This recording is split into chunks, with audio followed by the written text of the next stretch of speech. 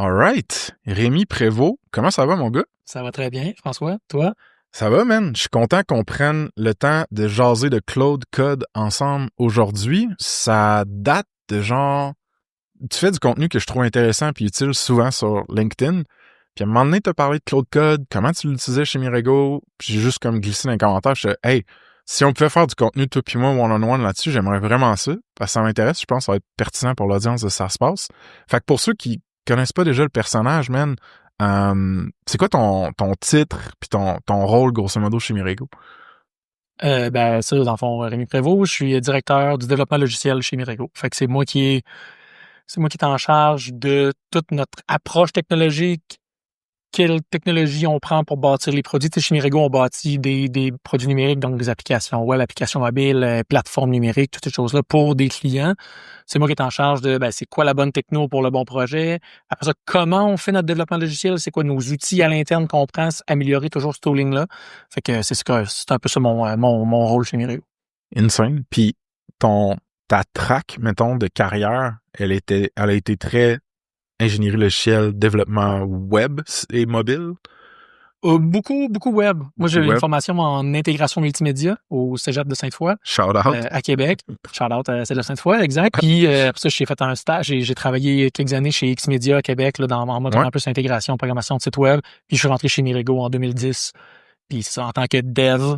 Puis là, ma carrière s'est poursuivie depuis 15 ans chez Mirego. Puis t'as une baby face pour la quantité d'années d'expérience que t'as, right? Parce que là, tu viens... Mais c'est un compliment. J'ai une baby face habituellement, mais... Oh, bon, my bad. Way to start de conversation, mon Frank. Yeah. Alright, dude. Fait qu'aujourd'hui, on va parler de Claude Code. C'est un outil hyper puissant qui peut être peut-être un tantinet intimidant pour différentes raisons, que ce soit pour des personnes tech ou des personnes non tech. Comment, mettons, dans tes mots, tu m'expliquerais c'est quoi Claude Code? Claude Code, c'est mettons que je le résume en une phrase la plus high level possible, là, c'est un outil qui utilise l'AI générative pour assister des devs, dans le fond, à faire des tâches de développement logiciel. Fait que, tu sais, puis ça utilise les modèles de Anthropic, là, c'est Claude Code. Puis, tu sais, il y en a plusieurs, je pourrais en parler un peu plus tard, là, mais tu sais, il y a des différentes variantes, il y a différents équivalents de ça, là. Tu sais, il y a OpenAI Codex, puis même il y a OpenCode, qui est un genre de tool qui fait sensiblement la même chose, mais qui va se plugger sur divers modèles de plein de providers différents, des providers locaux que tu peux avoir qui roulent sur ton ordi, fait que c'est quand même excitant. Fait que Claude Code, c'est ça. Fait que en termes de tâches de dev, on parle écrire du code, reviewer du code, écrire de la doc, débugger du code, rédiger des plans high level, des genres de plans d'architecture, comment approcher un problème. Fait que c'est ultra générique, mais nous, habituellement, l'utilisation qu'on en fait est très spécifique. Donc, c'est pas de dire, OK, je veux bâtis-moi un logiciel de zéro, là. C'est comme ça reste des tâches que tu y fais faire. Fait que c'est un outil. Moi, je m'en sers vraiment en tant que, tu sais, chez Mirego, on s'en sert, c'est les devs qui se servent de ça, évidemment, pour améliorer plein d'aspects de leur travail, tu sais, puis vraiment travailler comme dedans au quotidien. Puis Claude Code, c'est depuis quelques semaines, puis là, je sais pas quand ça va être en ligne quand, puis tu sais, ça change extrêmement vite, là, mais tu sais, maintenant, oui, c'est un outil, là, mais tu sais, ça devient une plateforme, un écosystème là, de plugins, de skills que tu peux y ajouter. Fait que tu sais, c'est ultra riche, là. C'est pas juste un petit tool qui fait une affaire, là. C'est comme ça a un potentiel vraiment, vraiment incroyable. Ce que je trouve intéressant, Rémi, c'est que dans ta description, t'as pas utilisé le mot agent. Oui, c'est vrai. C'est dans mes notes, là. Oui, en mode, ouais, mais oui, c'est quelque chose qui a changé dans la dernière année, évidemment, là, comme dans bien des aspects de Gen AI, là. Tu sais, c'est avant les outils d'aide aux devs, c'était générer du code. C'était vraiment, OK, je fais un prompt, output-moi du code, puis OK, ou suggère-moi du code que là, j'intègre manuellement dans mon projet. Puis là, avec l'arrivée là, du modèle un peu plus agentic, c'est vraiment plus une conversation, vraiment plus une loop de feedback vraiment plus petite, de dire, voici mon problème, je vais y exposer de quoi. OK, il me revient. Bon, OK, je vais aller inspecter dans ton code base, je vais aller chercher mon information moi-même, tu sais, et non juste avant, c'était beaucoup zero shot de j'ai écrit un prompt, ça me donne un résultat, je peux être satisfait ou non de ce résultat-là. Puis là, maintenant, c'est les outils vont s'assurer de bien t'impliquer dans la loupe pour avoir quelque chose à la fin qui est vraiment plus proche de ce que tu veux, là. C'est une autonomie qui est similaire à déléguer à un collègue, par exemple. Oui, ou un collègue qui va t'aider à bouncer, là. Je sais pas si tu connais le concept dans la prog là, de Rubber Duck, là. D'avoir un petit canard en plastique sur ton bureau avec lequel tu échanges, puis que ça te fait réfléchir réfléchir tout haut, c'est quoi ton problème. Fait que ça te remet un peu d'en face de OK, ben là, si je viens de dire ça, c'est parce que dans le fond, ça t'aide à trouver la solution toi-même. Fait que c'est un peu ça, là. C'est puis là, c'est pas ça à 100%, mais il y a une partie que tu peux t'en servir comme étant propose-moi des solutions, je vais juste comme mieux t'exposer, ça va te forcer à mieux exposer ton problème, mieux exposer ton besoin, puis t'amener, puis là, c'est le Rubber Duck, puis il génère pas de code, mais Claude Code, il génère du code. Une couple de points. Il y a différents modes à Claude Code. Il y a un qui est vraiment agentic, qui part puis il travaille. Puis il y en a qui est plus planning, thinking. Je me rappelle plus c'est quoi exactement le label, mais que là, ça va être un thinking ou un sparring partner un petit peu pour comment réfléchir à, par exemple, ton architecture. Mais Rubber Duck, dans ma tête, c'était un symbole ou un meme plus de la cybersécurité que de l'échange de pensées. Puis on dirait que dans ma tête, Rubber Duck, c'était comme un artefact de ce monde-là, de la cybersécurité, de genre... il y avait pas un meme avec ça, le genre de plugger des trucs dans l'ordi des autres avec un Rubber Duck. Anyway. Hey, okay, non, peut-être. Si ça t'allume rien, c'est probablement moi qui est dans le champ parce que t'as un pouls de la culture dev plus fort que le mien, ça. Ouais, peut-être. My bad. Alright, man. Ben, comment tu... OK, comment vous l'utilisez, mettons, chez Mirego au quotidien? Puis on va faire du screen sharing, on va montrer une couple de trucs, là. Mais rendons-le le plus concret possible jusqu'à temps qu'on arrive au pratico-pratique démo. Ouais. Fait que, dans le fond, comment qu'on l'utilise, tu sais, puis il n'y a pas de one true way d'utiliser Claude Code, pas chez Mirego, puis pas partout dans le monde. Tu sais, ça aussi, on pourra en parler après. Tu sais, il y a personne qui est un expert de ça présentement là, dans le monde. Quelqu'un qui se proclame dit « Je suis expert dans ces tools-là », c'est un peu farfetch comme terme, là, parce que tu sais, c'est comme dans tout ce qui est GenAI aussi, il n'y a pas de formation, il n'y a pas de manuel, il n'y a pas de, tu sais, il n'y a pas, ben voici les 500 choses que tu dois maîtriser. Ah, j'en maîtrise 500, parfait, je suis expert. Fait que chaque cas d'utilisation est un peu différent. Ouais. Comment on s'en sert? Je dirais que c'est très...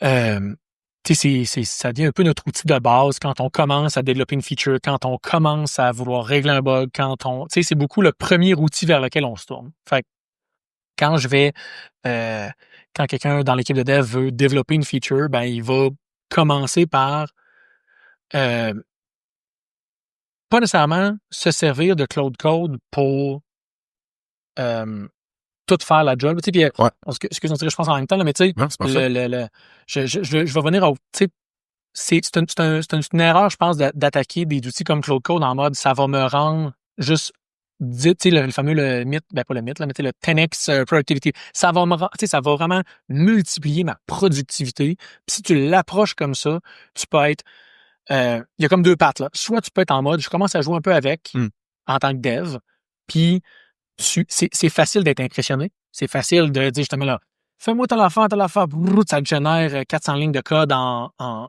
10 secondes. Exact. C'est facile de tomber en mode je peux être 10x productif.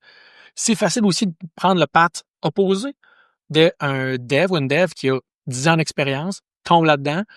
Fais-moi telle tâche, tu sais, en donnant pas beaucoup d'infos spécifiques, très génériques. Ça me génère 400 lignes de code.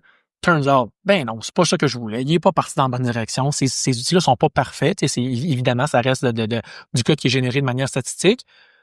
Puis là, c'est facile de le dismiss. C'est facile de dire non, moi, je l'aurais pas écrit de même. Ça a été une réaction un peu initiale qu'on a eue de plein de monde chez Mirego non, là, moi, je maîtrise mon craft depuis 10-15 ans. Je sais c'est quoi la bonne manière de le faire. Cet outil-là me ralentit. S'il faut me générer 400 lignes de code, fine, mais s'il faut que j'en corrige 200, on n'est pas plus avancé, je suis pas plus productif. Fait que ça nous a amené à juste raffiner comment qu'on l'approche. Fait que de penser que le zero shot, deux phrases dans le prompt, je pèse sur Enter, ça va faire de la magie. Faut casser complètement ce mindset-là. Je sais pas si toi, tu as cette lecture-là. Puis, en tant que quelqu'un qui care sur le code versus quelqu'un qui care pas sur le code, je pense qu'il y a une perspective qui est différente. Quelqu'un qui vibe code, là. Ouais, je pense que c'est... il y a tellement d'affaires intéressantes dans ce que tu as dit par rapport à la notion d'expert, mettons. Mettons un expert briqueteur. Quand tu lais des briques, c'est ça que t'es, un briqueteur ou un Genre maçon, là. Maçon, mettons. La matière avec laquelle tu travailles, la brique, elle a pas changé depuis des centaines d'années ou peu changé, right? Fait que les fundamentals, ta matière première, elle reste statique. Puis toi, tu deviens expert dans ton craft par-dessus ça. Fait que il y a une malléabilité à ton expertise, puis une courbe de développement à ton expertise, mais la chose avec laquelle tu deviens expert est statique. Avec l'AI, c'est malléable, right? C'est mouvant, excuse-moi. Fait que tu builds une expertise sur des sables mouvants. Fait que, tu sais, un jour, c'est de la brique, puis là, maintenant, c'est genre un autre type de pierre. Puis fait que tu peux pas dire, je suis expert de ça, parce que le modèle en arrière, ou la manière de s'en servir, ou le ARL par-dessus, le pre-training, tout bouge tellement, puis c'est tellement, comme tu as dit, statistique, fait que c'est des modèles probabilistes, que c'est difficile de dire, tu sais, de la brique, c'est déterministe, là. Si, genre, je layer le genre de colle dessus, elle va tenir avec l'autre, puis dans 100 ans, elle va être encore là, genre. Fait que le input-output, il est comme super maîtrisable, puis avec des outils comme ça l'est pas. Puis ça, je pense que ça fuck avec la tête de beaucoup de programmeurs, honnêtement, parce que eux autres sont habitués de faire lire une doc, checker un repo, avoir genre des réflexes, mettons, puis du scaffolding dans leur tête de genre, comment je vais builder, mettons, mon app, commencer à écrire du code, savoir que leur thinking, leur meat sticks, puis le code qui est écrit là, c'est déterminé, je sais ce qui va se passer. Je roule mon code, ça marche ou pas, je fais mes tests, ça marche ou pas. Puis il y a comme cet aspect déterministe-là qui est pas là dans les large language models. C'est super probabiliste, fait que je pense que c'est un vrai mindfuck, honnêtement. Puis celle-là, encore pour moi, man. Ouais, j'ai beaucoup parlé. Non, puis moi, mettons, je m'étais noté aussi oui, il y a le côté qui est pas déterministique, là, Ouais. mais il reste qu'il y a des aspects de notre code, tu sais, le code qui est produit, qui doivent le demeurer. 100%. Par exemple, Ouais. si j'ai une suite de tests, on a des tests automatisés dans notre code, de pouvoir, c'est du code qui valide du code, c'est quelque chose qui existe depuis des dizaines d'années dans le monde du développement logiciel. Ben ça, c'est 100% déterministique. Idéalement, là, tu veux pas avoir, il y a un concept de test qui est brittle, il y a un test une fois sur 50 passera pas à cause de conditions externes, tu veux jamais ça, mais ça peut devenir un avantage dans un mode agentic où est-ce que tu te mets à générer du code de manière non déterministique qui va arriver dans ton code base, puis tant que ton tooling déterministique ne te dit pas « OK, good, je suis satisfait », l'agent repart jusqu'à temps qu'il arrive à « j'ai atteint un niveau de qualité, un niveau de c'est le résultat souhaité que je voulais ». Exact. Il y a un truc là-dedans, fait que c'est pas... Mais là, à moins que tu sois en mode plus vibe coding, je me fous un peu de ce que ça donne à la fin. Sauf que là, plus tu vas ajouter des lignes dans ton code base, plus là, c'est le risque que ça fasse plus ce que tu veux augmente à chaque fois. Là. Ouais.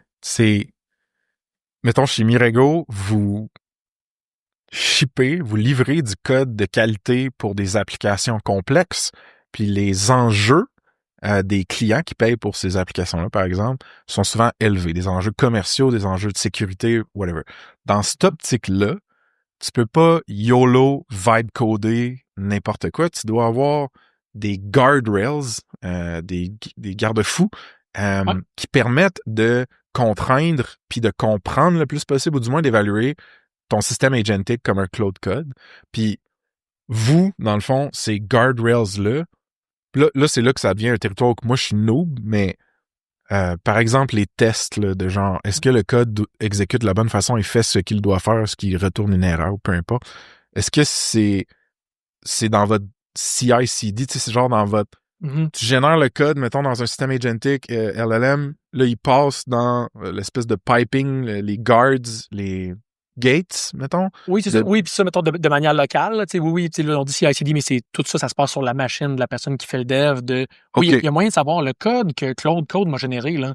Comme, si tu bon, ça prend quand même une expertise de maintenabilité d'après ça, un humain qui va pouvoir le regarder parce qu'on veut développer quand même cet ownership-là. Mais t'as le tooling automatique qui roule sur la machine. Puis tu sais, un truc qu'il a dit qui est intéressant, que tout ça, je réalise, cette discussion-là, là, on avait la même discussion. Cette discussion était valide aussi en 2019 puis en 2015, là, de dire qu'est-ce qui empêche Puis là, c'est juste que là, le scale est fois 1000. Parce Exact. que là, tu peux vraiment acheter une quantité extrêmement large de code, mais de s'assurer que ton code continue de faire la bonne chose puis qu'il respecte tes guidelines de styling de code, de qualité de code. C'était la même affaire en 2015. C'est juste que ce dont on se protégeait en 2015, c'était de copy-paster du code de Stack Overflow, que je pense que ça fait ça la bonne affaire, puis de l'amener dans ton code, Ouais. puis tu sais, c'était peut-être plus granulaire. Là, c'est comme, j'ajoute 1000 lignes de code en 1 heure dans mon repo, comme, ça serait nice que ça soit un tool automatique qui le valide, là. C'est que t'as le même besoin de qualité au output, sauf que la vélocité puis le volume du input avec le Gen AI puis le Agentic AI, c'est genre out of this world. Exact. Fait que tu peux quasiment inonder des équipes de développement ou des processus de développement si tu fais juste générer. Puis ça coûte cher aussi en ressources, là, à un moment donné. Ben, puis ça vient aussi avec un moment donné, ça peut pas juste être du tooling automatique, c'est que là, tu as un process humain. Tu sais, chez Exact. Mirigo, on a encore on est dans ces enjeux-là d'ownership, là. Nous, chez Mirigo, on s'est mis comme non-negotiable de l'AI merge pas du code dans notre produit. L'AI va Intéressant. générer du code, va nous Pourquoi pas? créer une pull request, fine, mais comment? Pourquoi pas, Rémi? Ben, parce qu'on veut garder cette ownership-là. Okay. Moi, tu peux te faire aider par Cloud Code, tu peux te faire aider par GitHub Copilot, mais ultimement, c'est moi, Rémi Prévost, le dev, qui va dire, oui, ce code-là, là, I vouch for it, là. Genre, ouais. je l'accepte, je le fais reviewer par mes collègues, il y a encore des paires de yeux humaines qui valident le code, parce que ultimement, ce code-là, t'as à le maintenir dans 6 mois, t'as à retomber dedans dans 1 an, puis la phrase que tu veux éviter, là, en tant que dev, là, puis en tant qu'équipe de dev, moi, c'est une phrase que, là, ça vient pas de chez Mirigo, mais tu lis, mettons, sur Hacker News, tu lis ça, là, mettons, moi, là, Frank, là, tu vas me faire une pull request dans mon code, dans un projet client qu'on a chez Mirigo. Puis là, ouais, c'est toi, moi, je vais review ça. Ouais, ça, c'est un drôle de pattern. Pourquoi tu sais, comme t'as fait ça? Ben, ça, c'est Claude qui m'a généré ça. Là, c'est comme, non, là. Un offset. C'est Claude qui t'a généré ça, mais c'est toi qui es la personne qui est responsable. C'est ton code à toi, là. Fait que si on perd un moment donné sur ownership-là, peut-être que ça va arriver, là. L'avenir va nous le dire, puis on verra où ça nous mène, mais si on perd un moment donné ce lien-là, c'est que là, c'est anything goes, là. Là, c'est pas le code de Frank, c'est pas le code de Rémi, c'est l'AI qui a amené ce code-là. C'est l'AI qui va le fixer. Tu sais, qui own ça? C'est tough, là. Ouais, man. Je pense que ça l'ouvre une boîte de Pandore, puis je veux m'assurer qu'on ouvre Cloud Code tout court. Ouais, là, on est plus dans le Cloud Non, Code. mais c'est juste trop intéressant, puis en tout cas, parler avec des ingénieurs qui ont les mains dedans, c'est vraiment excitant, mettons, pour moi. Je pense on comprend. Je pense comment vous l'utilisez mostly chez Mirigo. Y a-tu... Fait que là, t'as dit on garde un ownership au niveau ce qu'on commit dans une code base, là, tu sais, ce qu'on merge dans un code base d'une application live en prod, etc.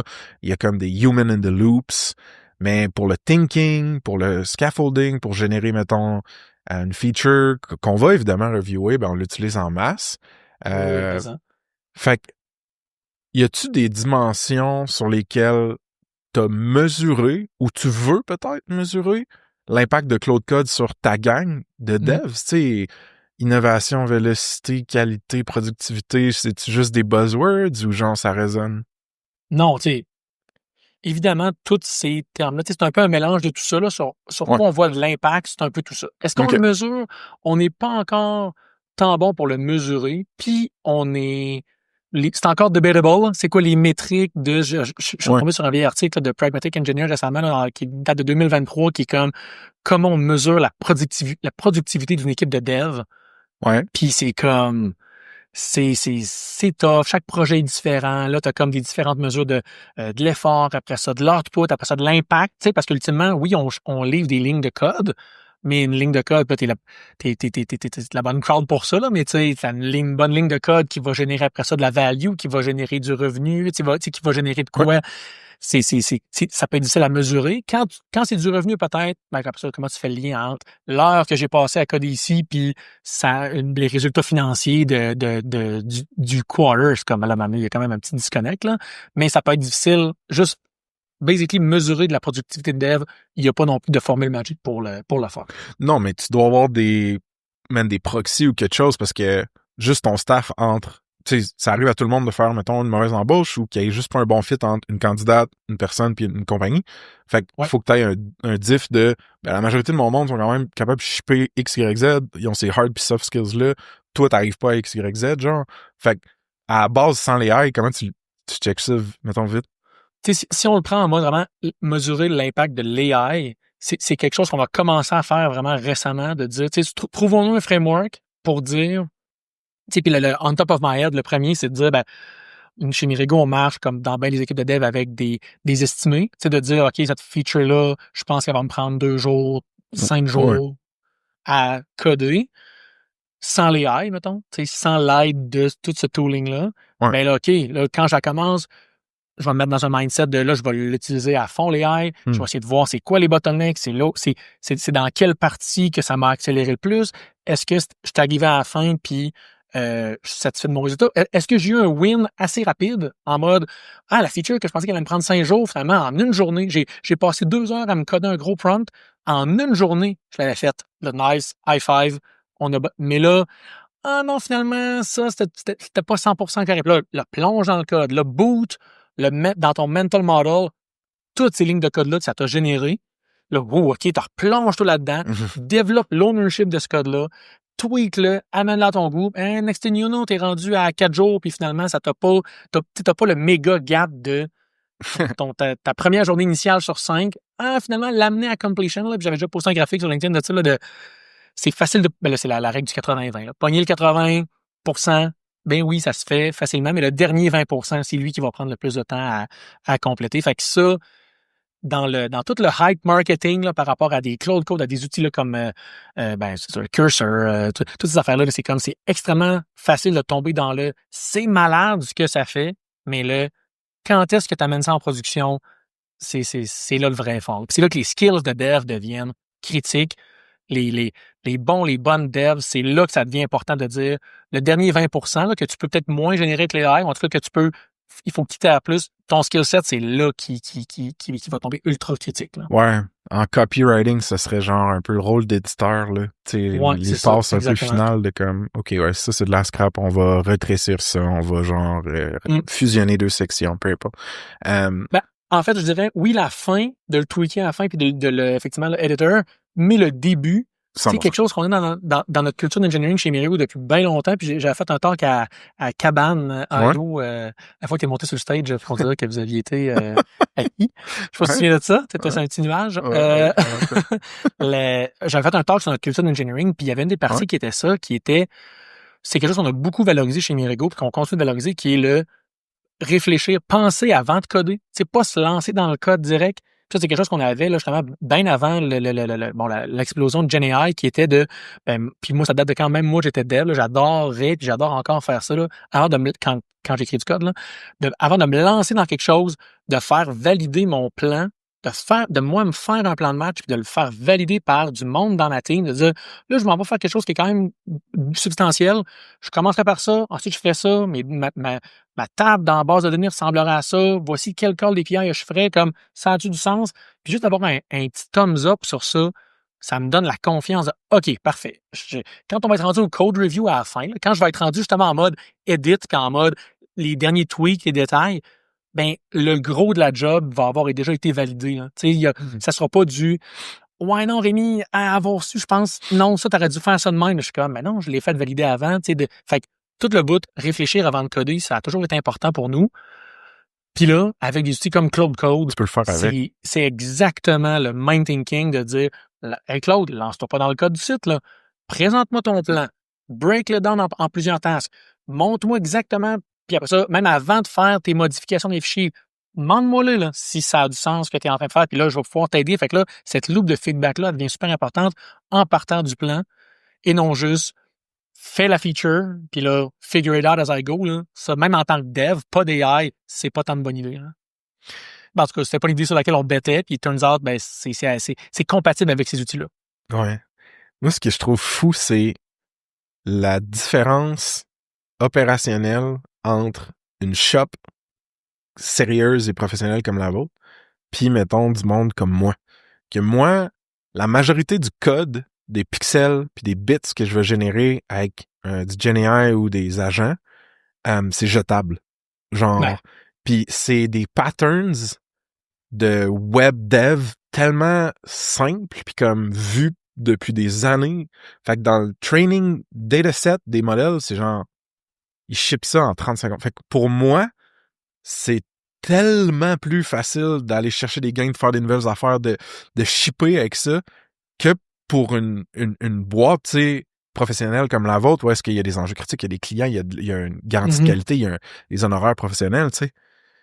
Mais ça revient au 80-20. Probablement que toi, le 80 te satisfait. Oui, puis là, ça va être Exact. introducteur, mais tu sais, puis t'as pas, je sais pas si t'as déjà remarqué, là, faire générer une landing page avec ces modèles-là, là, que ce soit GPT ou Claude, faire générer une landing page avec HTML, avec Tailwind, avec, ben, tu risques d'avoir du mauve, tu risques d'avoir, tu sais, les mêmes styles de, tu sais, fait que ça, c'est facile d'avoir l'air un peu plus générique, mais là, dans des business comme tu dis, comme nous, peut pas être générique, on a besoin extrêmement précis, qu'il y a des conditions d'acceptance, puis le produit doit faire ça, des specs, là. On a beaucoup plus de specs à respecter que que des gens qui veulent juste comme builder, shipper quelque chose, hein, ce qui est correct aussi. Là. C'est vraiment intéressant, puis j'aurais plein d'autres questions par rapport à ça, mais je vais me les sauver pour peut-être un prochain dîner ou une autre capsule. Ouais. Je veux qu'on rentre dans Claude Code. Y a-tu un workflow concret ou juste on va snoop around dans ton Claude Code? Y a-tu quelque chose que tu peux nous montrer, tu penses? De préparer de quoi? Fait que je vais vous ouvrir mon terminal. Alright. C'est excitant. Ce qui est cool aussi avec Claude Code, justement, c'est que moi, c'est quelque chose qui a changé vraiment beaucoup moi dans mon approche. Là. On s'est mis à utiliser GitHub Copilot, puis là, Cursor aussi, qui est devenu bien populaire, que tu as sûrement entendu parler. Puis là, c'était beaucoup dans des éditeurs, dans des IDE, un éditeur qui s'appelle VS Code, qui est open source par Microsoft. Puis moi, j'ai jamais travaillé là-dedans. Là. J'étais un gars de terminal là, depuis le début de ma carrière. Fait que moi, des outils, en tout cas, c'est ça que je connais. Moi, c'est Vim. Là. Tu sais, je suis habitué là-dedans. Fait que, je suis rentré une fois dans Vim, man. Je suis jamais sorti. Jamais sorti. C'est le Vim. Ah, fait que t'es pas super dans les mimes, finalement, de Bev. Fait que dans le fond, moi, c'est quelque chose qui a vraiment changé ma vie. Puis c'est ça.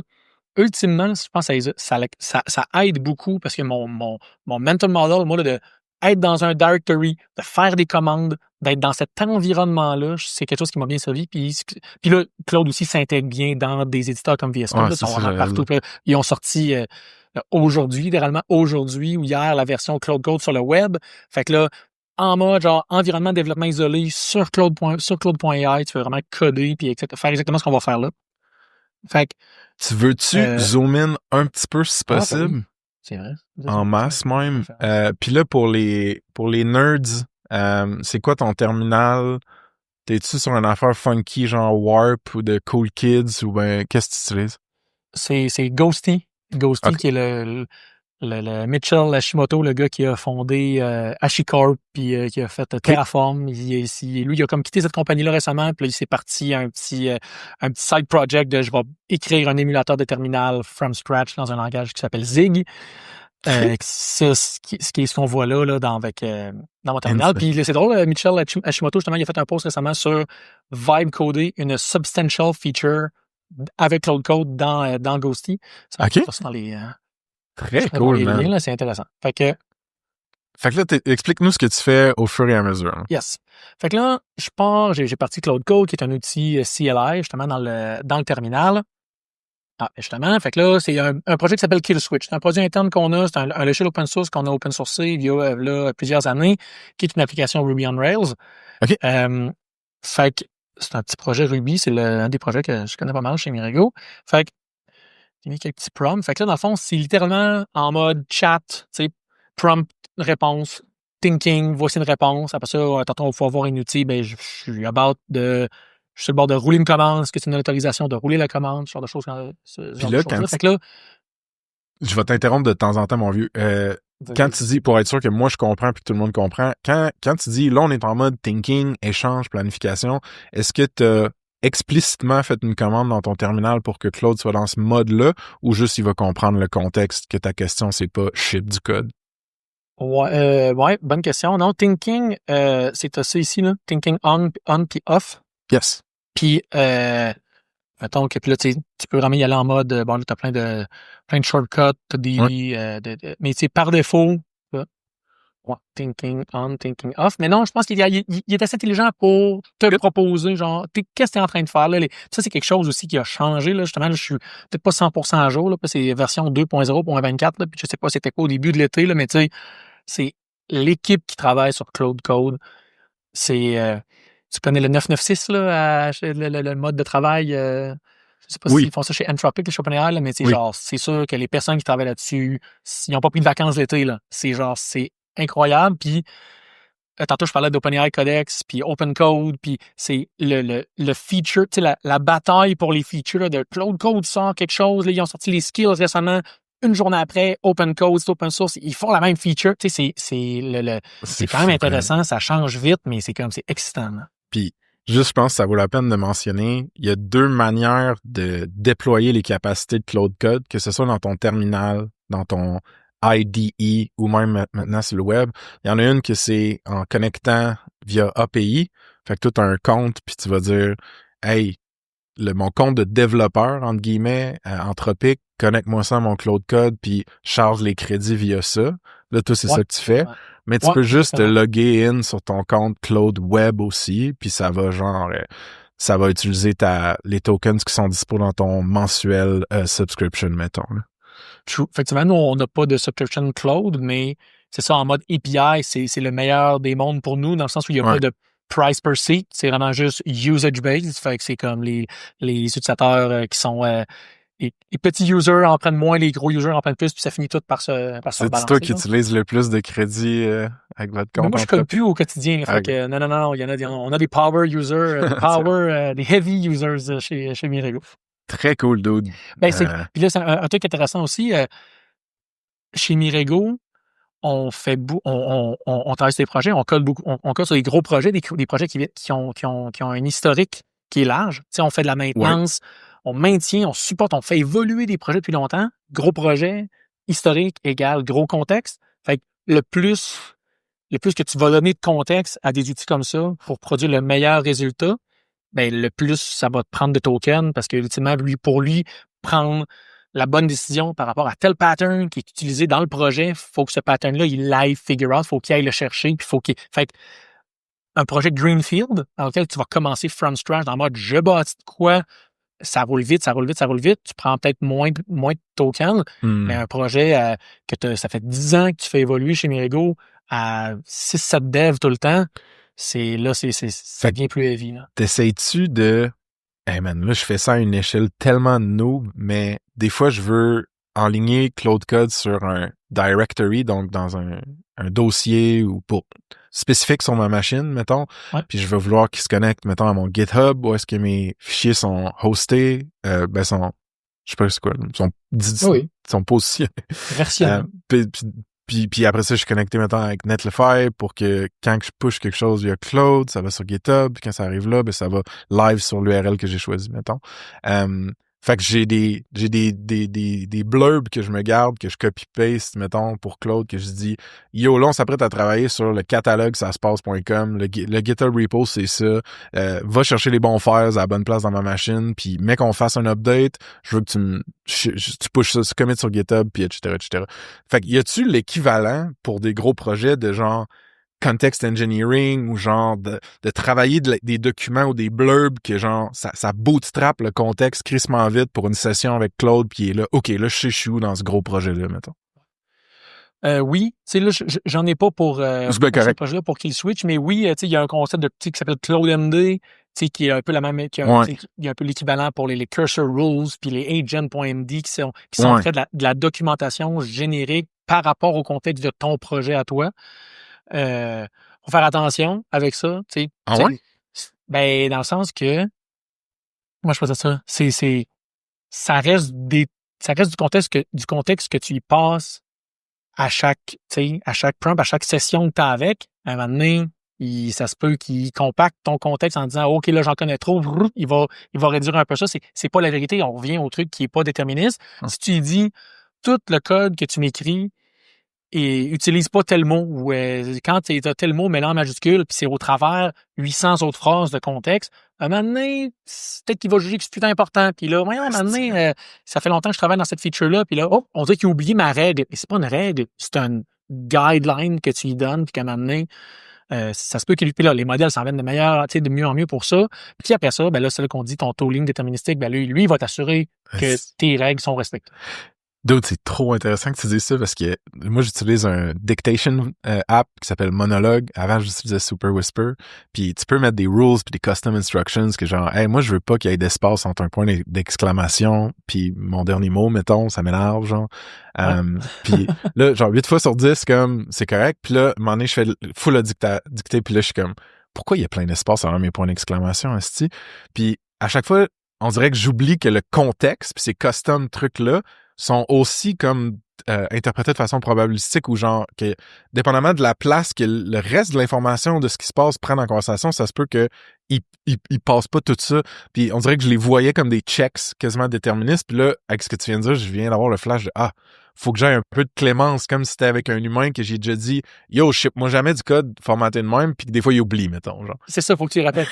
Il y a un hybride quand même qui est en mode justement agentic itératif. C'est que tu peux dire, mettons là, dans le logiciel que tu parles, si c'est du contexte, puis c'est pas un check, ça se fait en check qui sera jamais déterministique, mais qui va être vraiment plus probable, qui est de dire, une fois que tu m'as fait mon transcription, mon texte, ben, prends ce bout-là, puis après ça, prends chacune des rules que tu as dit, puis refais-moi valider. Hey, comme, j'ai cette règle-là, j'ai fait ce texte-là, il y a tout quoi que tu as à corriger là-dedans.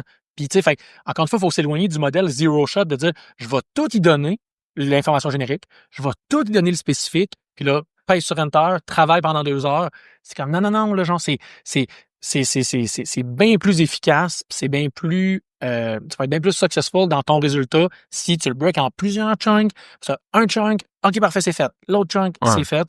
C'est comme ça que ça marche pour avoir. Puis c'est comme du bon management ou oversight d'une nouvelle personne ou d'une personne qui va faire des choses pour toi. Si t'as laissé partir pendant 3 mois puis elle revient puis t'es comme, t'es allé dans le champ, genre.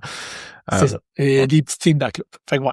Insane. Fait que t'es-tu presque qu'on regarde ça? Eh oui, dude, excuse-moi, il y a tellement de trucs qui m'intéressent à propos de tout ça, puis c'est le fun de parler avec quelqu'un qui est dedans. Puis tu sais, en plus, là, moi, je m'improvise pas power user, là, mais comme il y a des plein de bons de chez Mirego qui sont encore plus power user que moi, fait que je te donne un peu moi ma vision de comment je l'ai déjà utilisé, puis comment je sais qu'on l'utilise là.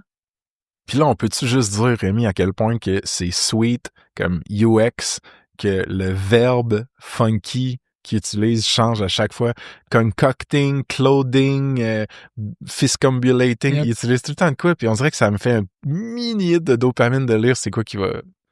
Fait que là, tu lui as demandé, grosso modo, qu'est-ce que tu connais à propos de cette application-là? Qu'est-ce que tu connais à propos du repo de code? Fait que là, c'est ce qui est cool aussi là-dedans, c'est qu'il va pas comme prendre tout le contexte du fichier, tout le contexte du repo, puis il va l'envoyer au modèle. C'est comme, non, je vais aller lire le README, je vais aller lister c'est quoi les fichiers qui sont dans ce repo-là, je vais lire les gem files qui sont comme les librairies sur lesquelles l'app va dépendre. OK. Puis là, voici ce que j'ai trouvé. C'est une application bâtie par Mirego pour du runtime specific behavior pour les applications mobiles. Okay, voici la stack, voici, tu sais, pour ça, bon, les main features. Oui, OK, c'est pas mal ça, là. C'est un API endpoint, comparatif de version. Là, il va me détailler, vraiment, produire quand même une bonne documentation du repo. Fait que ça, on s'en sert beaucoup. Quelqu'un qui est nouvellement arrivé dans l'équipe ou qui se fait assigner sur un nouveau projet, qui doit booter, qui doit onboarder un projet, c'est quand même pas. Fait que là, on peut-tu assumer, Rémi, à partir du moment où tu lui as demandé qu'est-ce que tu connais de ce dépôt de code-là, ce repo-là, que c'est comme dans son contexte dans cette session-là, là, right? Exact. Fait que là, il y a un concept de session, effectivement, que tout ce qui est comme une session ChatGPT, là, qui est effectivement quand je vais réécrire quelque chose ici, ben il va avoir le contexte de tout ce qu'on s'est jasé à date, effectivement. Ouais. Jusqu'à temps qu'on sature le contexte, puis que là, il compresse. Tu penses que dans ta démo, on va le voir, ça? Ou? Non, je penserais pas, parce que je ferais pas une méga affaire, mais tu sais, il y a comme plusieurs écoles de pensée aussi, là, mettons, on a un Power User, là, Matt Dumont chez Mirego, que lui, tu t'es rendu à compacter, c'est non, kill tout ça, on recommence, ou, tu sais, c'est comme, ça vaut pas la peine, ou, c'est ça, ou tu peux même toi-même y dire, OK, comme compact, puis en l'alignant sur, ben, voici la prochaine tâche que je m'en vais faire, tu sais, pour que lui, après ça, soit gearé sur ben, quoi enlever de son texte. Tu sais, tu fais, mais tu sais, puis là, ça reste, c'est comme une technique de travail, là, mais tu sais, probablement que d'avoir une grosse conversation dans toute ta journée avec Claude Code pour un projet, que là, tu fais plusieurs features, une à la fois. C'est comme, ouais, là, non, t'es venu de repartir from scratch, là, tu vas, repartir d'un clean slate tout le temps bon, là, comme dans ChatGPT, là. Exact. OK. Fait que là, mettons qu'on veut faire tout copier-coller ça. Fait que là, je fais quand même un prompt qui est pas extrêmement gros, là. OK. Mais tu sais, justement, on a quelqu'un chez Mirigo qui a fait le test, là, tu sais, une feature qui était vraiment, vraiment grande. Tu sais, qu'on s'est dit, là, ça va prendre 3 semaines à faire. Mais la personne a passé une demi-journée. C'est vraiment faire un prompt, là, tu sais, extrêmement détaillé sur, un peu comme tantôt, je disais, un plan technique, là, de quel module changer, puis quel champ ajouter, puis voici, moi, là, si j'avais à le faire, là, voici ce que je ferais. Là, OK, vas-y, Claude, parle avec ça. Fait que c'est long, là. C'est pas encore une fois, je vais passer 5 minutes à faire de quoi, puis ça va me faire un résultat qui va être life-changing. C'est comme, non, là, passer 4 heures à crafter ton prompt, à crafter exactement ce que tu veux lui dire, ça a une valeur, là. Wow, OK. Fait que ça, c'est du prompt engineering, Rémi, on s'entend, là? C'est genre. Ben, c'est pas nécessairement. Oui, c'est ça. C'est un skill. Juste bien donner les bonnes instructions. Puis en fait, puis là, je pourrais te sortir le plan, là, mais tu sais, c'est une technique dans le prompt engineering, dans le context engineering, que le monde appelle ça maintenant. C'est pas juste de faire, justement, encore une fois, un zero shot, puis dire ça, c'est dire, ben, fais un plan, commit ton plan sur le disque, qui est un fichier Markdown, là, tu sais, puis là, le plan, c'était genre 80 items, là, mais comme 80 items. Quand tu fais une tâche, coche-la, persiste le plan, reviens pour être sûr de tout le temps garder la trace de tes rendus où, parce que tu peux pas te fier sur ton contexte de conversation, ça peut être compacté, ça peut changer. Ouais. Ton plan, là, ça, c'est ta source de vérité, là. Ça, c'est ça que tu fais, là. Ah, c'est vraiment intéressant. OK, fait que tu crées un artefact indépendant des sessions puis de leur mémoire limitée, mettons. Exact. Qui est le plan que tu veux faire. Très cool, man. OK. Fait que là, c'est pas ça qu'on va faire. On n'ira pas dans le gros détail, mais tu sais, c'est pour être sûr que ça marche. Fait que, tu sais, là, dans mon application, j'ai un concept de user qui a un attribut qui s'appelle name. Ben là, moi, je me fait demander comme feature de dire non, j'aimerais ça que ça soit un first name et un last name. On veut vraiment splitter 2 attributs ensemble. Fait qu'à une couple de place dans le projet, on utilise le nom du user. Ben là, je vais avoir un first name, les attributs qui sont requis. Puis là, je donne quelques spécifications. Mais tu sais, pas tant que ça, là, je suis pas allé tant dans le détail en mode... tu sais, puis j'aurais pu, là, y référencer, tu sais, mettons, je pense que tu fais, tu prends, ça, ouais, tu sais, mettons, user.rb, je peux lui donner, tu sais, donner des références de fichiers en disant, OK, c'est pas de trouver où le user model, là, je te le dis qui est exactement dans dans ce fichier-là. Fait que là, si je lance ça. Pouncing. Non, je sais pas, jamais vu ça. On peut rater Cloud. Fait qu'à date. Good, man. Ça va. Oh my God. C'est nice.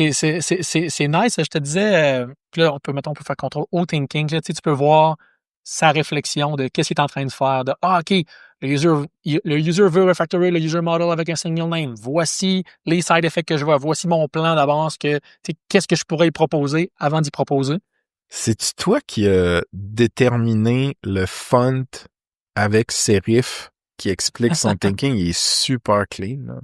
Ouais, ben là, c'est dans les terminaux modernes, il y a ça. Il y a des escape codes que eux. Puis là, tu sais, encore une fois, la team de Claude Code puis la team de ces outils-là, CLI, c'est quand même rendu une scène, là, ce que tu peux faire en termes de justement, là, tu sais, les petits attributs, là, tantôt que tu disais, là, le mot qui change, tu as vu quand il réfléchit, tu as la petite astérisque qui change, tu sais, c'est l'attention au détail est quand même là. Ouais. OK. Fait que là, dans le fond, il m'a fait mon plan, puis qu'est-ce que je voulais dire? Là, il a fait son plan avec ses tâches, ses to-do pour ce que tu lui as demandé de faire par rapport à ton... C'était une variable? C'était quoi? C'était une component? Ouais, c'est changer convertir un attribut en deux. Non, oui, ça, je me souviens ce que je voulais dire, c'est que c'est un nouveau feature aussi qu'on a vu popper cette semaine, tu sais, parce qu'une fois après ça, le modèle évolue, le tooling évolue, puis là, quand tu lances Claude, il te l'auto-update, tu sais, fait qu'il arrive avec des nouvelles règles, des nouveaux comportements, fait que ça, tu vois un peu rien aller. C'est un dev chez Miro qui a trouvé ça cette semaine il interagissait avec Claude dans le mode, OK, ben, je veux faire telle affaire, puis là, Claude, il arrive en mode, oh, là, j'ai 3 manières de faire ça. Tu veux-tu faire 1, 2 ou 3, tu sais? Encore une fois, il t'amène à poser une question pour être sûr que lui fait la bonne chose. Fait que c'est quand même, tu sais, c'est pas le dev qui a dit propose-moi 3 solutions et je vais en choisir une. Là. C'est comme, bro, je vais t'en proposer 3. Là. Très cool. Fait que, dans le fond, il m'a proposé un plan. Fait que là, tu sais, on pourrait dire, C'est pas un bon OK, plan. exécute le plan, puis après chaque item, fais-moi valider. Mais là, on va juste te dire, let's go. Shenanigans. Je sais pas si tu vois aussi, tu sais, le texte, il change de couleur, tu sais, comme s'il était shiny un peu, là. Ah ouais. Le texte, je sais pas si ça se rend dans la caméra, là, mais c'est... Ouais, je le c'est vois. quand même... C'est vraiment sick, man. En fait, c'est Fait la que là, première bon, fait fois que de ma là... vie que j'ai genre de la dopamine quand j'ouvre un terminal. Parce qu'avant, man, j'essayais d'écrire des commandes pis tout, je comprenais rien, man. Ça marchait jamais. Mais, ouais, ok, nice. Là, je vais être curieux de voir si à un moment donné, il va finir par te demander une permission. Puis je pense que par session, il peut te demander différents types de permissions. Exact. Tout ce qu'il read, là, il demande pas de permission, là, tu sais, là, on le voit, là, il inspecte, il s'en va, il s'en va, là, il va, c'est quoi l'immigration qu'il y a dans les DB, tu sais, là, justement, là, il est en mode search, codebase. Mais là, le deuxième, c'est create database migration, là, oui, il va me demander. Et là, mon prochain step, c'est écrire ce fichier-là. Tu me donnes, est-ce que tu me donnes le go pour l'écrire? Gotcha. Est-ce que toi, personnellement, ça arrive souvent que tu vas voir, mettons, son train of thought, son reasoning ou le code qui est écrit? Parce que, tu sais, je vois que vite de même, on n'a pas vu le UI là, de différentiel là, de genre, tu sais, des lignes rouges versus des lignes vertes. Ah, mais là. ça s'en vient, là. Ok, c'est bon. Il est encore en train de search, là. Là, il se bâtit, OK, toute l'info qu'il a besoin pour savoir c'est quoi son next step à prendre, c'est quoi la modification. Fait que oui, quand il va être en mode, voici le fichier que je vais créer, il va avoir un beau diff, là. Puis c'est où déjà, Rémi, dans l'UI, que tu vois un peu l'espèce de usage de tokens? Il me semble que moi, je le vois dans le Ouais, pourquoi je le vois plus? Ouais, ça me gosse un peu, ça. C'est peut-être juste parce que... C'est quand j'ai scrollé tantôt, là. Je me demandais si c'était le fait que moi, je suis connecté via le web versus toi via Non, t'as raison, là. Puis là, on le voit, des fois, mon screen, il flicker, ça me gosse un peu, là. Ah, mais on le voyait, là, 39.6K tokens. Ouais, mais il me l'a dit là. Okay. Mais techniquement, t'as le nombre de tokens qui manque, là, effectivement, là. Ouais. Le high to do's, non, c'est ça. Puis toi, y a-t-il une raison pour laquelle, tu sais, mettons, tu dois avoir des collègues qu'eux, ils vont le mettre dans une window ou un genre de sidecar, side panel de leur VS Code, de leur cursor. Oui. Toi, tu préfères-tu juste travailler dans le terminal direct ou? Ouais, mais parce que, tu sais, ultimement, l'éditeur va t'aider après ça à refiner puis à dire, OK, ben une fois que, justement, là, il va me dire... il va me générer ma migration. En fait, là, il va utiliser le générateur de Rails pour le générer. Fait que là, est-ce que je veux proceed? Oui, cette fois-là, oui. Puis après ça, à toutes les fois que tu roules des commandes similaires, donne-moi le go. Puis, ou répétons non. La permission, est-ce qu'elle est scopée à la session? Oui. Je pense que oui, hein. Il va te le demander dans une autre session, même si tu as dit « Don't ask again ». Ah oui, si je fais CTRL-C, oui, puis que genre vraiment, genre repars de zéro, oui, à 100%. Ouais. Sinon, après ça, ben, par projet, là, on parle d'un truc, je vais faire yes, là. On parle d'un truc quand même assez vanilla, là. Ouais. De dire, il n'y a pas de config, il n'y a pas de genre, OK, ben, par défaut, tout ce qui est les commandes Git, alors moi, là. Genre, on aurait pu faire ça, là. T'sais, dans ton projet, ça pourrait être ça, le Git, par défaut, je trace Claude de tout le temps être correct avec Git. Nice. Là, on voit l'exemple de code qui veut ajouter. Il n'y a pas de moins, c'est juste des plus, parce que c'est un nouveau fichier à modifier. Ah, puis là, j'ai fait demande-moi pas pour le reste. Là, mais techniquement, j'aurais pu faire juste yes. Puis là, toutes les fois qu'il fait une modif, il me l'aurait reprompt. Ah, mais je peux faire Shift Tab. Là, le prochain coup, il va encore me le demander. Ouais, puis le Shift Tab, c'est que c'est un peu comme une laisse, entre guillemets, sans vouloir être trop bizarre, possessif avec mon analogie, mais c'est tu lui donnes plus de lousse ou moins de lousse quand tu... Ouais, exactement. Ben, c'est ça. Fait que là, oui. C'est que là, mettons, là, tantôt, j'ai fait, oui, à toutes les fois que tu as un edit à faire, fais-le. Puis j'ai fait, moi, non, j'aimerais ça, finalement. Je veux approuver exactement ce que tu fais. Mm-hmm. Il essaie de revoir tantôt par rapport à ton affaire d'espace avec les points d'exclamation. Là, moi, les curly, les apostrophes comme ça, là, je suis bien fan des apostrophes comme ça versus les apostrophes droits. Mais là, for some reason, il a changé name pour full name, mais que là, il s'est dit, tant qu'à être là, je vais modifier l'apostrophe. On va l'accepter pour là, mais ça me gosse un peu. Tu préfères la curl ou le straight? J'aime mieux curl, qui est un vrai apostrophe. L'autre, c'est un guillemet simple. Ça, c'est un débat sémantique linguistique. Non, mais là, tu me demandais, y en a-tu qui le mettent dans leur IDE, puis, c'est complètement valide parce que les gens qui sont habitués d'avoir ces idées-là, puis tu sais, Claude Code, tu peux le mettre aussi dans Vim, là, tu peux faire un panel dans Vim, puis tout. Mais ultimement, ton éditeur de texte, ton IDE va être pratique quand tu vas avoir à faire tes petits refinements, puis de dire, OK, là, merci Claude, là, thanks, I'll take it from here. Là, je vais le modifier, je sais ce que je fais. Mais là, de l'avoir dans ton éditeur, c'est encore plus hot, là. C'est bon. Parce que Claude, dans un éditeur, va avoir encore plus de contexte sur les fichiers que tu modifies présentement. Tu peux après ça, highlighter des lignes, dire, OK, refactor-moi ça. L'intégration est quand même vraiment plus nice avec les éditeurs. Got it. En fait, on va faire yes. Moi, ce que j'ai trouvé débile, man, c'est de l'utiliser pour analyser de la donnée, pour réfléchir, faire un plan stratégique, puis ensuite, en fonction de tous ces insights-là, développer, mettons, un dashboard spécifique, un nouveau site web qui est hosté sur un sous-domaine de SaaSpace. J'avais comme l'impression de pouvoir avoir mon Lovable ou Bolt à la même place que mon Claude ou ChatGPT Reasoning. Ouais. J'ai vraiment aimé ça, man. Puis toi, le fait que ça soit dans un terminal, ça te bug pas trop? Non, parce que j'ai toujours voulu essayer un peu de me faire croire que j'étais un programmeur. Fait que j'ai l'impression de fake it un petit peu puis de make it de temps en temps. Mais blague à part, dude, là, récemment, j'ai installé le plugin qu'on dit dans VS Code. C'est-tu des plugins? Extension, plugin, ouais, je connais pas tant avec ça, mais oui. Claude Code. Puis c'est basically comme le web UI de Claude, puis ça marche tempête. Puis mes shortcuts d'édition ou de sélection de texte fonctionnent mieux dans comme le UI-là que dans le terminal. Ah oui, mais là, ça, j'ai aucun doute à le croire. Là. Genre, tu sais, quelqu'un qui est habitué à Lovable, ou là, de jumper dans le terminal, c'est comme, ouais, le leap est un peu trop grand. Là. Mais honnêtement, d'autres, pour avoir buildé pas mal dans Lovable, là, le feedback loop, quand c'est sur local, les previews de ce que tu builds, mettons là, j'ai buildé catalogue.saspace.com, qui est genre tous nos produits avec l'inventaire de ce qui est dispo puis pas. Mais le feedback loop est vraiment plus quick avec Claude, là. Genre, puis j'avais comme donné la permission de juste ouvrir en localhost dans mon browser un preview, basically, de ce que j'étais en train de builder.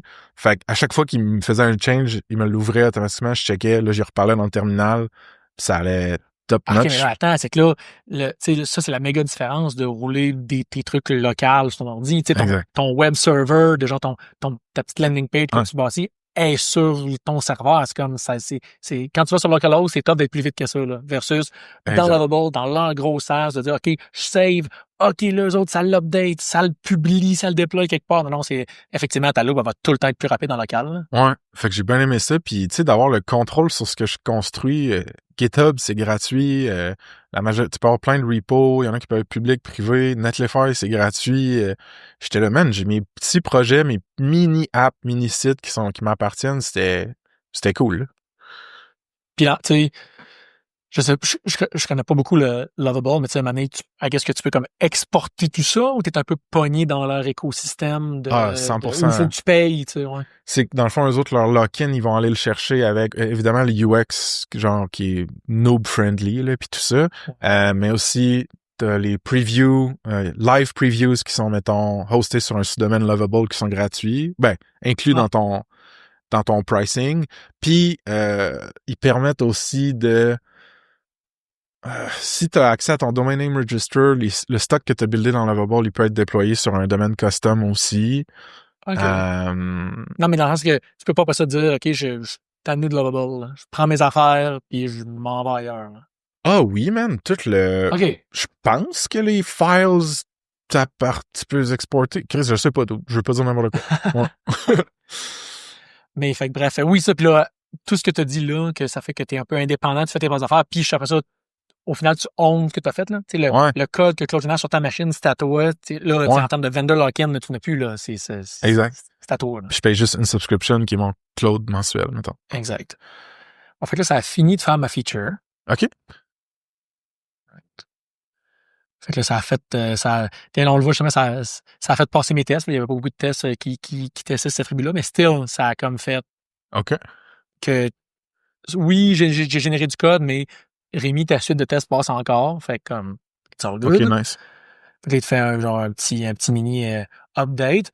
Fait que après ça, c'est là que tu peux dire, OK, bon, parfait, là, mes nouvelles features sont là. Ben là, commit this to a new branch. Là, mettons. Whatchamacallit. J'ai dit à chaque fois comme un enfant. Ouais, c'est ça, c'est le petit Easter egg. Je sais pas combien il y en a, là. Ah, là, Regarde, tu les vois. on les voit les tokens, là, ouais, ça va être là. Ouais. Fait que là, tu sais, on voit les commandes qu'il va faire. Tu sais, ça aussi, un truc qui est cool, je sais pas si les gens se servent de ça beaucoup, mais tu sais, c'est quand même nice de voir ce qui se passe, là. Que tu comprends. OK, Ouais. genre, je vois les commandes, là. C'est pas du Black Magic qui fait en arrière, là. Ça, c'est des vraies commandes qui roulent localement sur ta machine, là. Ouais, c'est vrai. Là, oh, bonjour. Ah, fait que là, il va faire un commit message, il va se mettre co-authored by Claude, ça aussi, c'est nice. Tu peux, Ouais. il se donne un peu le crédit de ça, on l'accepte. Ouais, toutes mes repos sur GitHub, c'est Claude.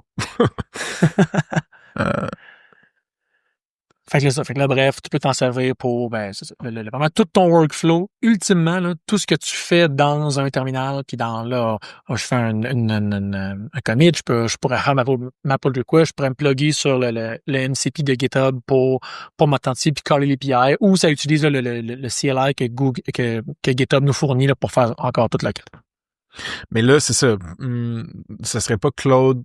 Toi, tu voudrais qu'il y ait un humain in the loop chez Mirigo là, en ce moment, mettons, pour réviser, mettons, cette pull request-là, c'est ça? Pull avec un U, mais ouais, c'est pas deux choses. Là, mettons. Je l'ai dit avec quelle lettre? Je crois que t'avais dit Paul avec un O. Ah, excuse, non, je voulais dire pull request, ouais, P-U-L-L. Ouais. Fait que, ouais, c'est dans le fond. Moi, mettons, il y a deux choses. Le fait qu'il y a du code review. Excuse-moi. Le fait qu'il y a du code review par quelqu'un de bonne équipe qui va, de l'équipe de dev chez Mirigo qui va pogner ça. Ça, c'est une affaire. Mais ça, après ça, c'est quelque chose qui est même pas, encore une fois, un lien avec AI. Moi, le code que moi, Rémi, j'envoie sur GitHub, ben, je veux le valider aussi. Je veux, tu sais, là, on n'a pas tant vu, là. J'ai accepté quelques yes d'édit, mais c'est comme, moi, avant que ça se rende devant les yeux de mes collègues, j'aimerais ça, moi, le valider. Fait que là, le human in the loop, c'est même pas les autres, c'est moi, l'humain, que quand j'ai fait cette affaire-là, je m'attends à ce que quelqu'un regarde son code avant que moi, je le review, mettons, si j'étais à l'extérieur. C'est bon. Fait que dans le fond, c'est ça. Fait que là, c'est de dire, moi, je vais valider que ce que j'ai envoyé est correct. Puis après ça, ben, la personne, les gens qui vont review mon code vont pouvoir le faire en mode humain. Puis tu sais, on a aussi, on s'est bâti un petit bot qui va faire du code review des pull requests qui sont envoyés. Il y a Kershaw qui a sorti Bugbot au début de l'été, qui était quand même assez game changer, que c'est facile. Tu sais, je pourrais dire, là, à Claude, là, check ça, mettons, can you review the new code and suggest edits? Tu sais, je vais review le propre code que tu viens de faire, puis il va me suggérer des affaires, là. Ouais. C'est comme, pourquoi, tu sais, c'est comme une loupe infinie, là. Exact. Que tu vas tout le temps avoir de quoi à valider. Fait que c'est pour ça que dans les bots qui font du code review, la précision le commentaire qu'un bot de code review va me faire, il a besoin d'être très, très, très pertinent. Ouais. Parce que sinon, ça va shake du noise. C'est comme, non, c'est pas pertinent ça. Puis là, c'est facile de le dismisser, justement, puis de dire, ben là, je vais ignorer tout ce que tu me dis, finalement, là, je te trosse plus. Fait que t'as-tu des grincheux, mettons, quand ils voient une PR arriver puis que c'est co-authored par Claude, ils sont comme, si ça va être du slop. C'est pas supposé. C'est ça, effectivement. Puis oui, tu sais, moi, c'est pas, encore une fois, comme je t'ai dit tantôt, si la personne qui a fait la pull request va me dire, si quelqu'un répond, non, ça c'est Claude qui a fait ça, puis je sais pas pourquoi, puis je peux pas l'expliquer, ça c'est un smell. C'est bon. T'as un petit red flag, là. C'est bon. Ben, là, non, là, on n'est pas supposé être quelqu'un qui te dit que c'est bizarre comme pattern, là. T'es supposé le savoir toi-même, là. Ben, ou c'est pas vrai, ou de pouvoir l'expliquer en disant, ah non, je connaissais pas ça, c'est correct. T'sais, le but, c'est pas de shamer personne en disant, c'est pas ce pattern-là qu'il fallait prendre, c'est l'autre, mais l'affaire qu'il faut faire attention, c'est j'ai pris ce pattern-là, je sais pas pourquoi, Claude me l'a dit, je me suis pas posé de questions, ça, exact. l'AI vient pas enlever cet ownership-là qu'il faut que tu ailles. 100%. OK. On a pas mal fini notre démo, je pense. Je vais arrêter de présenter tout. C'est vraiment intéressant, man. Je suis content d'avoir vu des vraies commandes d'un vrai développeur dans un vrai terminal. J'ai quelques questions avant de te laisser aller, puisque je vois le temps passer. t'as mentionné à quelques reprises Codex, qui est l'agent de programmation d'OpenAI, qui était comme supposément nul il y a une couple de mois ou d'années, mais que là, ça a comme explosé dans le developer appréciation, mettons. Ouais. L'as-tu utilisé? C'est quoi les différences versus Claude Code? Moi, j'ai entendu des trucs, mais je suis curieux de t'entendre. Tu sais, personnellement, je l'ai pas tant utilisé autre que jouer avec un peu, puis justement, c'était là OK. quelques mois dans le temps qui était pas si hot que ça, mais on a plein de monde dans l'équipe qui l'ont essayé justement pour pouvoir, tu sais, on essaie justement de se garder, là, ce que je dis, là, Claude Code, c'est un outil dans notre boîte à outils, mais tu sais, ça va être ça dans un an? On le sait pas, là. Le but, c'est toujours essayer de rester on top of, ben, qu'est-ce qui nous aide le plus. Ouais. Comme je te dis, on a des fans aussi on a des gens qui sont fans de Open Code, de Cursor, fait que tu sais, tous ces outils-là, moi, le feedback que j'ai des devs chez nous, c'est, euh, tous les outils sont bons. Ça dépend de l'utilisation que tu leur fais. Il y en a qui vont être meilleurs que l'autre. Encore une fois, c'est quand même, ça reste un feeling aussi. Puis, au fur et à mesure que tu l'utilises, tu te rends compte que ah ouais, mais OpenAI Codex, dans ce genre de contexte-là, il est bon pour écrire de la doc ou telle affaire.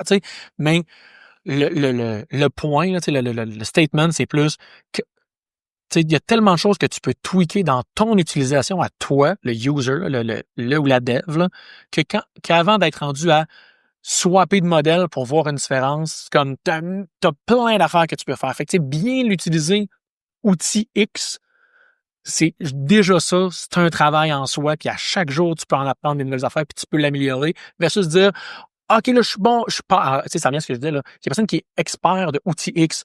Fait que de dire outil Y est meilleur, mais c'est-tu parce que t'as peut-être pas assez bien tweaké outil X? On le sait pas, personne ne peut savoir ça. Fait que ça reste beaucoup subjectif, là. Ouais, c'est mostly vrai ce que tu dis, à part pour certaines features qui sont littéralement pas accessibles d'une plateforme à l'autre. Fait que, mettons, Ah ben là, oui. les agents web-based de Codex, sûrement Anthropic va catch-up puis le déployer dans leur modèle, à moins qu'est-ce que tu penses de ça, mettons? Ouais. Mais c'est dans leurs produits. Puis oui, puis mettons, si moi je compare même le CLI, tu sais, il y a des features dans Cloud Code qu'il n'y a pas dans OpenAI Codex, mais qui vont peut-être sortir dans 3 jours. C'est ça qui est... Ouais, c'est ça. Tu sais, fait que là, tu as le concept de sub-agent, de genre de mini process qui partent sur le side avec leur contexte à eux, qui font des tasks en parallèle, qui permettent de pas polluer ton contexte, d'avoir autre chose, de partir des tasks. Il y avait pas ça dans Cloud Code, il y a 2 mois, pouf, sont arrivés avec ça. OK, parfait, ben c'est sûr que ça va arriver dans les autres outils. Après ça, t'as raison que en termes de feature, même je parlais plus en termes de qualité du modèle, tu sais, mettons, t'as GPT-5 Codex, après ça, t'as Sonnet 4.5 qui est sorti récemment, t'as Opus qui est meilleur, avec des benchmarks aussi, là, les benchmarks, c'est un truc à faire attention. Je disais justement cette semaine sur le fameux benchmark là, qui est SWE Bench, là, qui est le Software Engineering Bench. Si tu regardes, c'est quoi? Là? C'est écrire du code Python à partir de issues GitHub dans des repos Python populaires. Okay. Ça, si toi, tu n'écris pas du Python, oui, c'est un très bon indicatif de quel qui est meilleur, mais ultimement, ils sont tous bons. Là. Sont tous good enough pour faire ce qu'on fait dans notre quotidien en tant que dev qui travaille sur des produits numériques. Fait, après ça, en termes de feature, de dire, ben, j'aime mieux le developer experience dans Cloud Code. J'aime mieux, justement, le switcher de plan mode à thinking, puis après ça, de comment le configurer, puis tout. C'est sûr que tu peux avoir des préférences en termes d'outils, puis de plateforme. Mais c'est ça, c'est juste une question de temps, I guess, avant que toutes ces features-là, tout le monde soit on par en termes de features. T'as-tu un ou deux pro tips pour, mettons, des devs ou des CTO qui voudraient commencer à avoir une approche plus AI first dans leur processus? Ouais. Premièrement, moi, c'est l'approche qu'on a pris chez Mirigo, là, c'est vraiment expérimenter. Laisser l'équipe, mettons en tant que CTO qui lead une équipe là, de dev, là, vraiment, nous, on est allé en mode bar open. Tu veux essayer Cursor, tu veux essayer telle affaire, tu veux essayer Cloud Code, comme oui, parfait, là, let's go, là, faut jouer avec, là, faut pas essayer de trouver, attendons de trouver le bon process, puis la bonne utilisation avant de donner le go, c'est comme non, faut que le bon tombe dedans, là. Puis les gens qui sont plus rébarbatifs, qui veulent pas l'essayer, fine, mais comme il y en a qui veulent l'essayer, il y en a qui veulent triper, puis comme eux autres, faut que tu les laisses aller. Avec tout l'encouragement, puis après ça, bien l'encadrement, puis tous les concerns qui viennent avec. Après ça, c'est d'y aller aussi en mode petit step, là. Comme je disais, là, pas essayer d'être en mode le zero shot. maintenant, utiliser l'AI, ça va remplacer la majorité de ce qu'on fait, ça va remplacer les devs. C'est comme, non, c'est pas ça, là. C'est comment est-ce que ça peut modifier le workflow quotidien des gens. Je pense que c'est là-dessus qu'il faut, en tant que première étape, là, juste de jouer avec et d'aller chercher des petits gains. Ça, c'est quand même un bon first step pour la tester, en fait, pour que des devs puissent la tester. Puis l'autre, on a parlé, c'est le tout ce qui est tooling déterministique. C'est-à-dire, si tu veux être certain que les gens qui utilisent l'AI dans ton projet, dans tes équipes, une phrase que Martin Gagnon, je sais pas si tu connais, le co-founder de Mirigo, m'avait déjà dit que c'était vraiment intéressant, là, c'est si l'AI, ça s'applique pas juste au code, là, mais ça s'applique, maintenant dans mon cas, au code, si l'AI te génère du code puis t'es pas satisfait, c'est on you, là. C'est ta faute. C'est à toi à lui dire quand et comment tu vas être satisfait. Fait que là, puis de le laisser itérer là-dessus. Fait que de dire, je suis pas satisfait, ça marche pas ça, mes tests passent pas, c'est comme, c'est à toi y dire de itère jusqu'à temps que les tests passent, là. Tu sais, c'est un peu on you. C'est ce mindset-là qu'il faut cultiver, pas juste, c'est une boîte noire, j'y donne un input, ça me donne un output, puis je suis content ou je suis pas content. C'est un outil, là, faut travailler avec, là. C'est un management puis allocation mindset, genre, tu sais, il y a beaucoup de parallèles aux humains, puis c'est normal, man. Ça a été entraîné sur du langage humain, genre, c'est des... Andrzej Karpathy disait que c'était des people spirits ou des ghosts qu'on crée, pas d'autres humains ou pas d'autres intelligences. C'est comme une weird genre de coquille de tout notre corpus de langage de notre civilisation. Anyway, je veux pas trop déraper, man. Qu'est-ce que tu penses qui va changer le plus dans la relation entre le agentic AI puis les devs, mettons, d'ici 5 ans? Y a-t-il quelque chose que tu te dis, d'après moi, ce type de behavior-là, ce type de rôle-là, on va plus voir ça, ou beaucoup moins voir ça, ou y a-t-il quelque chose? C'est la question à $1 milliard. C'est quand même, juste que le fait que dans ta question, il y a la variable, dans 5 ans, c'est extrêmement difficile à répondre à ça. Parce que tu m'aurais posé la question v'là un an, j'aurais pas pu répondre, mais tu sais, on voit, mettons, quelques trends qui commencent à popper récemment, là, le spec-driven development, de dire tout ce qui est comment ton application va fonctionner, c'est quoi les features, tout va être décrit dans ta documentation en Markdown, les devs vont se servir de ça devient un peu la source de vérité de c'est quoi ton produit. Là, après ça, est-ce qu'en tant que dev, j'ai le goût d'écrire du Markdown, puis après ça, le code va s'écrire, puis de plus carry sur le code, ça, c'est une autre affaire. Après ça, est-ce que tu l'as dit, le management, là, est-ce que les devs, ça, c'est une prédiction qui avait été faite par un des founders ou un des devs chez SourceGraph, là, qui font un outil qui s'appelle AMP, qui est d'ici un an, là, en 2020, les devs vont être des gestionnaires de fleet d'agents, là. De dire, je vais dispatcher ça là, puis méga multi-thread, puis multitask. C'est tout ça encore? Je le sais pas. Moi, il y a on dirait que je pense à ça, puis j'ai mieux pas y penser, là. Genre, on va voir, là. Mais tu sais, je lisais aussi une quote de quelqu'un qui disait, ce mental model-là, les gens qui sont senior dev ou engineering manager, qui sont déjà en mode je suis multitask et je gère un petit thread par là, puis un petit problème par-ci, puis sont déjà dans ce mindset-là, fait que ça peut être plus facile pour eux d'entrer dans du multi-agent délégué. Mais après, ça vient avec plein de trade-offs de est-ce que dans une team, ça marche encore? On peut être 6 devs à faire chacun 12 tâches en parallèle là-dessus, comme ça va être un clusterfuck, là, ça marchera pas. Non, je pense qu'il va y avoir des restructurations de la composition, mettons, de des boîtes de services, la composition des startups, de des équipes de développement, des produits. Je pense que ça va... Le input final va rester le même, là, il va y avoir, mettons, des produits numériques, des expériences numériques qui offrent de la valeur puis pour laquelle on paye. Mais comment elles sont créées, comment elles sont distribuées, leur longévité aussi, genre. Moi, j'entends de plus en plus de jeunes startups builder, puis me dire, mon infra, genre, mon code, il est jetable, genre. Tu sais, je manquerais que ce soit pas le cleanest code parce que, mec, je pogne tel round de financement ou tel gros client, man, je vais prendre une fin de semaine avec mon cracked AI dev puis on va tout leur générer ce code-là, genre. Fait que, tu sais, il y a comme J'ai pu valider un genre de value prop ou de product market fit. Tu sais, je peux aller rapidement au marché, tester quelque chose, puis comme tu dis après ça, l'idée sauf que ça fait que ton idée, elle peut être facilement copiée par quelqu'un d'autre. Ouais, sure. Plus de compétition, sure, à la source, mais après ça, tu sais, cette idée-là, faut qu'elle soit distribuée, achetée, Pis ça, c'est tough. Puis c'est pas juste du code. Oui, je sais, ton podcast parle beaucoup de ça. C'est pas juste build it and they will come. Là. C'est comme tout le reste après. Puis ça, en tant que dev, quand quelqu'un qui est développeur logiciel, développeuse logiciel, on pense peut-être pas à ça. Là. Il y a beaucoup de gens, c'est beaucoup en silo habituellement. À moins d'être dans un startup. Là, dans un startup, ben là, c'est comme t'as pas le choix d'être au courant de tout ça. Ouais. C'est honnêtement, dude, ça me fire up de parler de tout ça avec un père comme toi. C'est vraiment cool. Puis si, mettons, le monde veut lire un peu ou suivre ce que tu fais, que ce soit avec Mirago, dans tes trucs perso, est-ce que LinkedIn, c'est la meilleure place? Y a-tu d'autres places que tu veux? Non, c'est pas mal là. Effectivement, c'est pas mal rendu la seule plateforme où je publie actif sur LinkedIn. Ouais. Fait que c'est Rémi Prévost. Sur LinkedIn. Mon vieux, je me sauve puis je te vole pas plus de temps. Ça a été un plaisir puis j'espère qu'on va avoir une chance de refaire ça un moment donné. Yes, pareillement. Gros plaisir pour moi. Peace. Bye bye. Ciao.